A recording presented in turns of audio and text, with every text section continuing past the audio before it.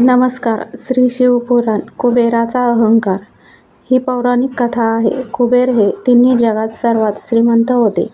एके दिवशी त्याला वाटले की आपल्याकडे इतकी संपत्ती आहे, पण फार कमी लोकांना त्याची माहिती आहे. म्हणून त्याने आपल्या संपत्तीचे प्रदर्शन करण्यासाठी एक भव्य मेजवानी आयोजित करण्याचा विचार केला.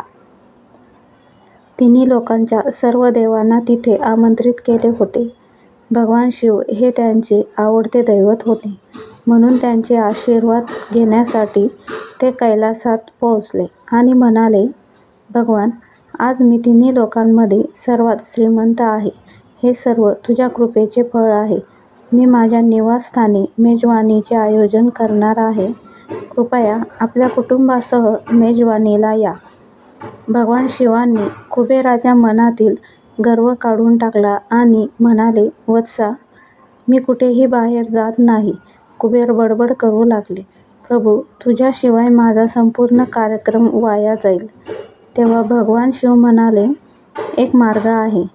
मी माझा धाकटा मुलगा गणपतीला तुमच्या मेजवानीला येण्यास सांगेन. कुबेर समाधानी परतला. ठरलेल्या वेळी कुबेरांनी एक भव्य मेजवानी आयोजित केली.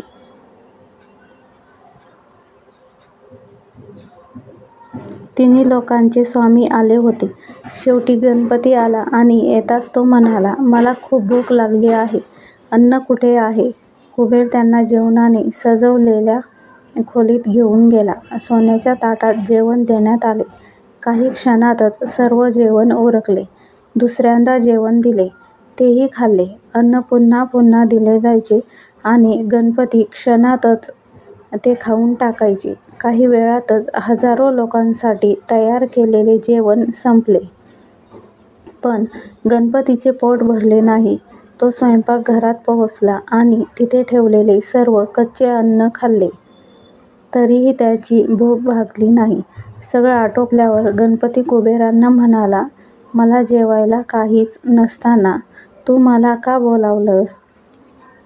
कुबेराचा अहंकार चकणाचूर झाला.